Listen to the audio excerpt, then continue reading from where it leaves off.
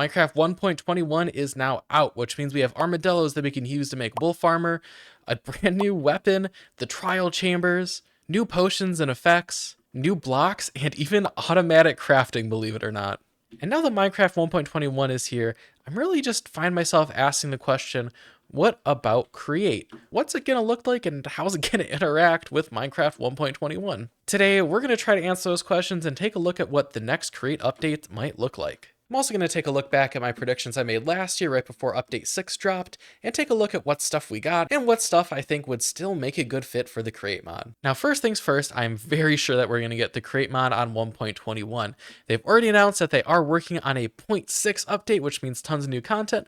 They've also announced that they are updating the game for newer versions of Minecraft, but I wouldn't expect it anytime soon because we do need to wait for Forge to update, and then the Create team to take their time to update the mod for 1.21 and also take a look at any balance changes that need to happen with the new update. Now, of course, the very first thing I want to talk about is the new crafter block, which essentially allows you to automate crafting in Minecraft.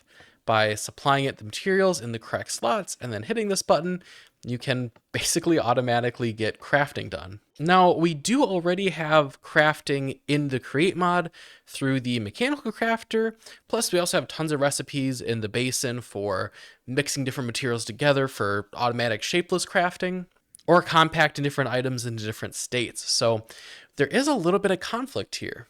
So I think it'll be really interesting to see kind of how the crafter works alongside the Create mod and how people are going to be using it in their contraptions. Now, I don't know if the Create mod team is going to buff or change any of the crafting capabilities that are currently in the mod, because I think that the crafter itself is pretty overpowered, especially if you added Create to the crafter. You can automatically put in items in order really easily, and obviously this doesn't require any rotational power, so it's a lot easier to use than a lot of other Create components. And the crafter is just really quick as well. This probably works as fast, if not faster, than other Create components, and I can definitely speed this up. I'm not really pushing it to limits, so just kind of messing around and seeing quickly how fast we can get this to go. And I mean, this really does smoke a lot of the other Create components, which is why I'm really interested to see what's going to happen with the crafter and the mechanical crafter and the mixer and the press.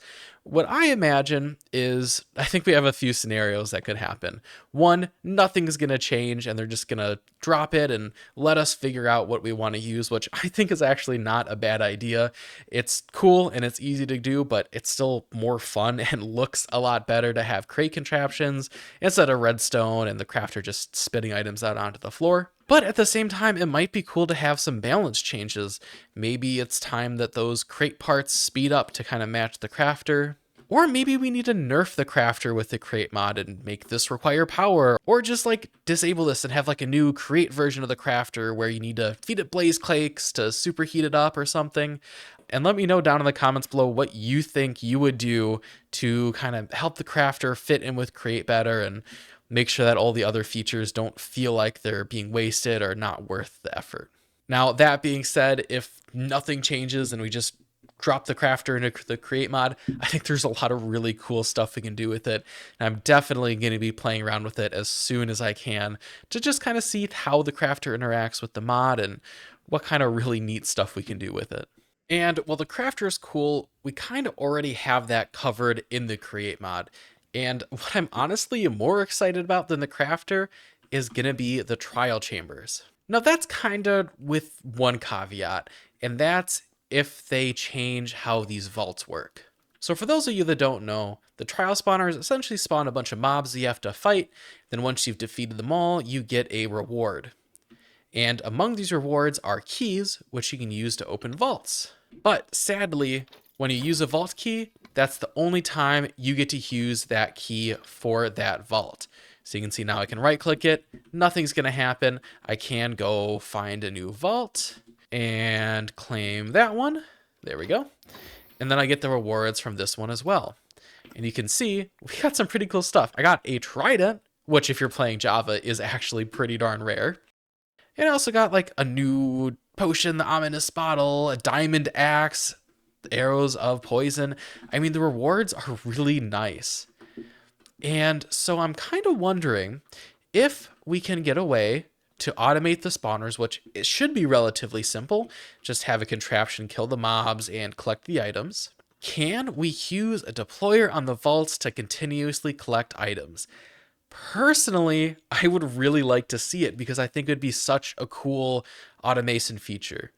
It might be overpowered, so I don't know if they would want to like maybe tweak the reward pool if you're using a deployer, but I still think it'd be cool to be able to fully automate this where we could have all of our spawners moved into one area, which with the crate mod, you can actually move spawners, which is really cool.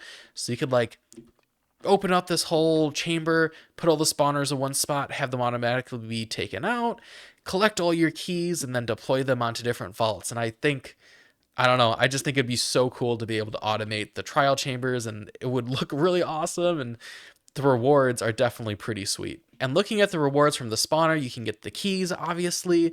You can also get glowberries, emeralds, baked potatoes, golden carrots, ender pearls, potions of regeneration and strength, which are all really nice things to have and would be a neat little way to automate those items.